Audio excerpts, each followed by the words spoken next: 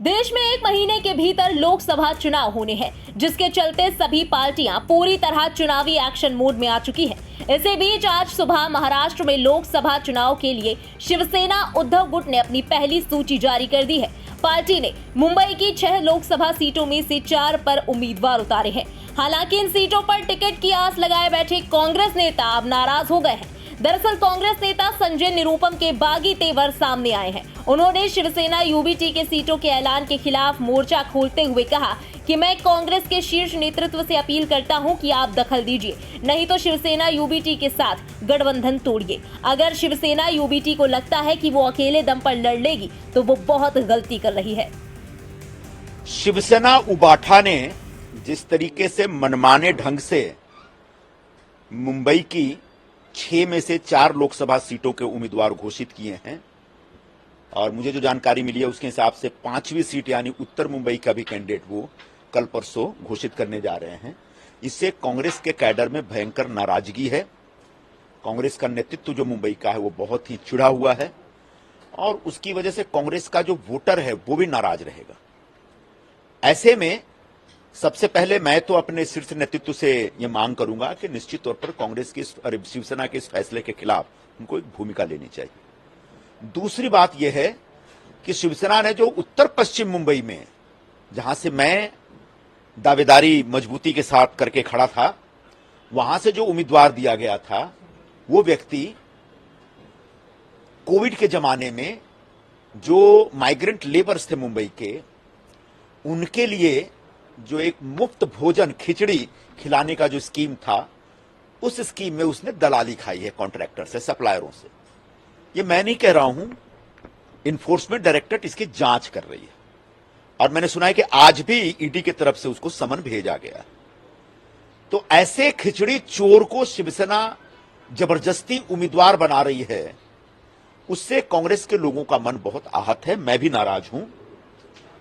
मुझे बड़ा दुख होता है कि हमारे जो नेगोशिएटर थे, जो शिवसेना के साथ, एनसीपी के साथ सीट शेयरिंग वाली मीटिंगों में बैठा करते थे, उन्होंने भी कांग्रेस की भूमिका को शायद बहुत मजबूती से नहीं रखा। हालांकि आज मैंने देखा हमारे एक नेगोशिएटर ने कहा है कि शिवसेना को रीथिंक करना चाहिए। एक दूसरे नेगोशिएटर जो हमारी मुंबई की नेता है, उन्होंने भी कहा है कि यह गलत है। तो ऐसे में शिवसेना ने जो कांग्रेस पार्टी को दबाने की कोशिश की है और ये जो कोशिश है इससे कांग्रेस पार्टी को हमेशा के लिए मुंबई से खत्म करने का एक षड्यंत्र दिख रहा है, उसमें कांग्रेस को निकल के आना पड़ेगा। कांग्रेस के नेतृत्व को एक स्टैंड लेना पड़ेगा इस पूरी भूमिका पे। अगर कांग्रेस को बचाना है तो 2 ही ऑप्शन है, एक तो हम अलायंस तोड़ दें और दूसरा नहीं तो फ्रेंडली फाइट करें। जिन सीटों के ऊपर हमारा विवाद चल रहा है और जिन विवादों का अभी तक हल नहीं हुआ और शिवसेना जबरदस्ती कर रही है, उन सीटों के ऊपर शिवसेना की तरफ, कांग्रेस की तरफ से अपने उम्मीदवार खड़े किए जाने चाहिए।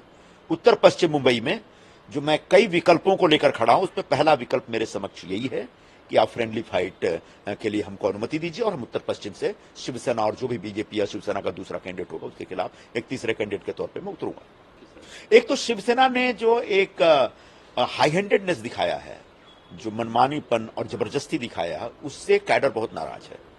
कम से कम मेरे से जुड़े लोग नाराज हैं बड़े पैमाने पर। कुछ लोग जो मेरे खिलाफ हो सकते हैं वो शायद खुश होंगे, तो लेकिन वो असली कांग्रेसी हैं क्या? उनको उनके अंदर कांग्रेस के हित की चिंता है क्या? ये एक बड़ा सवाल है, इसकी जांच होनी चाहिए। दूसरा, जो हमारा वोटर है, जो ट्रेडिशनली कांग्रेस को वोट देता रहा है, उसको भी लग रहा है कि उसके साथ चीटिंग हो रही है और शिवसेना चीटिंग कर रही है।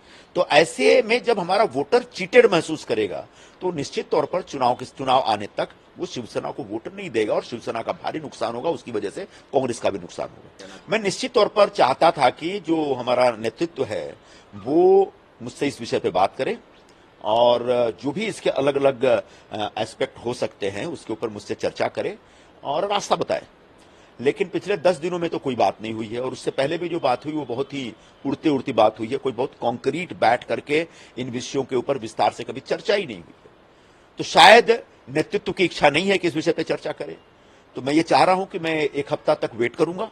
कोई अल्टीमेटम शब्द का इस्तेमाल शायद सही नहीं होगा, लेकिन निश्चित तौर पर मैं चाहूंगा कि आने वाले 1 हफ्ते में हमारा नेतृत्व इस बारे में एक फैसला ले, नहीं तो फिर हमारे सामने जो भी विकल्प है उन विकल्पों के ऊपर काम किया जाएगा। नहीं, अब जो कांग्रेस पार्टी पूरे देश में एक न्याय पर आधारित घोषणा पत्र लेकर घूम रही है और समाज के अलग अलग वर्गों के साथ न्याय करने का दावा कर रही है, उस कांग्रेस पार्टी को निश्चित तौर पर अलग अलग राज्यों में जो उनके कार्यकर्ता हैं, जो उनका स्थापित नेतृत्व है, उनके साथ भी न्याय करने के बारे में सोचना होगा। मैं 5 वर्षों से चुनाव हारने के बाद लगातार इस क्षेत्र में काम कर रहा हूं। लीडरशिप को पता है कि मैं यहां से चुनाव लड़ना चाहता हूं और मैं कोई ऐसा नहीं कि कोई जूनियर कार्यकर्ता हूं या फिर मैं एमपी नहीं रहा हूं या एमपी होने के लायक नहीं हूं या एमपी चुनाव लड़ने के लायक नहीं हूं, ऐसा भी नहीं है। तो जब मैंने आग्रह रखा है तो निश्चित तौर पर गंभीरतापूर्वक इस विषय पर बात करनी चाहिए थी, लेकिन जिस तरीके से बात नहीं की गई, ऐसा लगता है कि हमारे शीर्ष नेतृत्व को, मेरा ही नहीं, जो अलग अलग राज्यों में जो एक लीडरशिप बैठा हुआ है, स्थापित नेतृत्व, जिनको पार्टी ने स्थापित किया है, जो कार्यकर्ता बैठे हुए हैं, जो पार्टी का झंडा लेकर के दिन रात भटकते रहते हैं, उनकी कोई चिंता ही नहीं है। तो अगर आपको उनकी कोई चिंता नहीं है तो निश्चित तौर पर ये पार्टी के लिए आने वाले दिनों में एक बहुत ही खराब संकेत दे रहा है। सारे नेताओं को अगर इस बात की समझ है जो मैं कह रहा हूं और उनको एहसास है कि मैं सही कह रहा हूं, तो ये बहुत अच्छी बात है।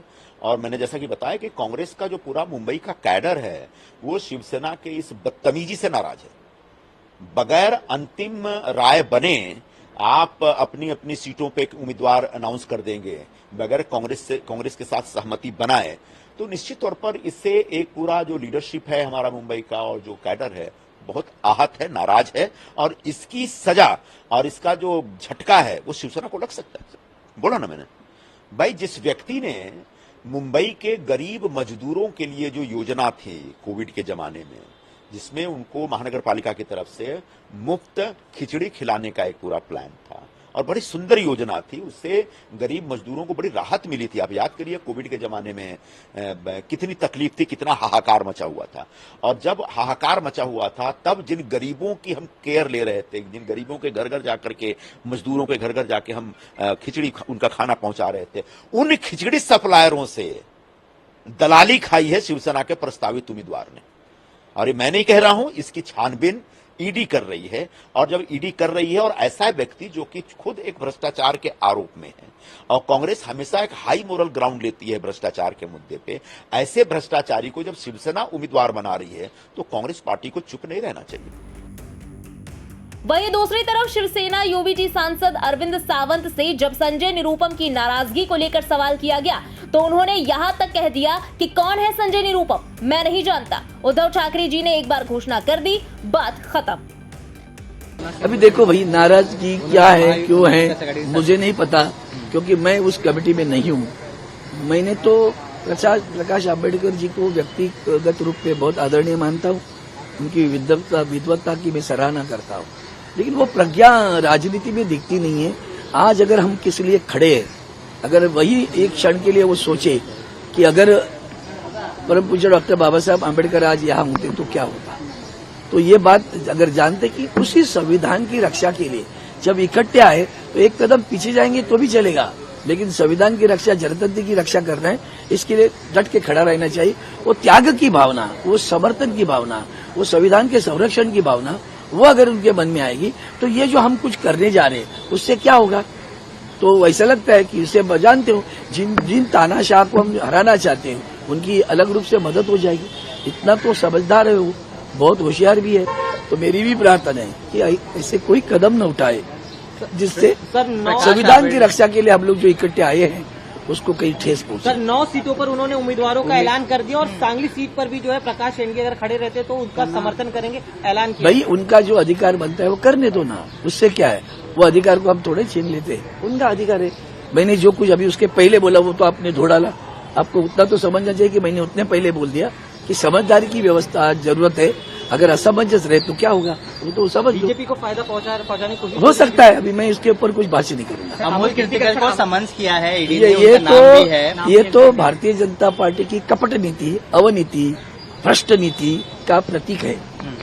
इतने गिरे हुए हैं, जमीन तलो पैरों तले जमीन हिल रही है कि एक युवा के प्रत्याशी घोषित होने पर इतने डर गए तो उसके पीछे ईडी लगाया। अच्छा, ईडी लगाया, जिस कारण लगा रहे हो वो तो उसका मुखिया जो है वो उनके साथ में है, वो तो वही है ना भाजपा में, भाजपा शिवसेना जो कुछ है उनकी मिंदे सरकार की, वो उधर ही है ना, वो मुखिया बाहर दुखिया अंदर, ये कौन सी बात है। तो ये जो चीजें हो रही है ना, इतनी अवनीति है उनकी, इससे समझ जाओ कि उनकी हार, कल की हार उन्होंने आज मान ली। मतलब अमोल कृतिका से डरती है बीजेपी? डरती है, डर है। 400 आंकड़ा भी डर है, भ्रम है। जो कचरा आदरणीय उद्धव साहब जी ने जो शब्द प्रयोग किया, सब कचरा जमा कर रहे हो, तो इतना अगर अहंकार, घमंड, विश्वास था कि 400 पार करेंगे तो ये सब जमा क्यों कर रहे हो? इतनी अवनीति कि देश के न्याय व्यवस्था के न्यायाधीश इस्तीफा देते हैं हाईकोर्ट का, दूसरे दिन पार्टी में शामिल हो जाते हैं, तीसरे दिन उनको प्रत्याशी घोषित किया जाता है। तो उसने आजकल जो इसके पहले जो भी निर्णय दिए होंगे, वो निर्णय क्या होंगे? वो संविधान के रक्षा के निर्णय होंगे या भारतीय जनता पार्टी के फेवर वाले निर्णय होंगे? ये समझदारी की बात सर, है। अमोल कृतिका जी की उम्मीदवारी आपने घोषित की, लेकिन स्थानीय कांग्रेस नेता निरुपम उसका विरोध कह रहे कि अरे भैया, मेरे हाथ जोड़ता हूँ, वो सब छोड़ो, कौन है मुझे नहीं मालूम। पार्टी के नेताओं ने, हमारे पास तो आप जानते हो बहुत बड़ी डिसिप्लिन होती है। आदरणीय उद्धव साहब ने एक बार घोषित कर दिया, खसम बात, तो वो फालतू क्या बोलते हैं, हमारे बाला साहब कहते थे, वो लोकशाही नहीं मानते हम लोग, वो जनतंत्र नहीं होता भाई। उनको जो उनके पार्टी में ऐसे थोड़ी फ्रीडम है, कहीं नहीं, तो उससे क्या मतलब है? कल पार्टी के सारे नेतागण इकट्ठा के बोल दिए, जुटेगा भारत, जीतेगा इंडिया। गौरतलब है कि विपक्षी महाविकास आघाड़ी यानी एमवीए ने राज्य की 48 लोकसभा सीटों में से 28 उम्मीदवारों की घोषणा की है, जिसमें कांग्रेस के 12 और शिवसेना यूबीटी के 16 उम्मीदवार शामिल हैं। बहरहाल अब देखना होगा कि सीट शेयरिंग पर छिड़ा ये संग्राम विपक्षी गठबंधन के भविष्य को क्या नई दिशा देता है। ब्यूरो रिपोर्ट, इंडिया पब्लिक खबर। फिलहाल इस पूरी खबर पर आपका क्या कहना है, कमेंट सेक्शन में लिखकर हमें अपनी राय जरूर बताएं। देश और दुनिया की तमाम बड़ी खबरों के अलावा लोकसभा चुनाव से जुड़ी लेटेस्ट अपडेट्स के लिए सब्सक्राइब करें इंडिया पब्लिक खबर के यूट्यूब चैनल को और बेल आइकन दबाएं ताकि चैनल से जुड़ी सारी लेटेस्ट अपडेट्स आप तक वक्त से पहुंच पाए।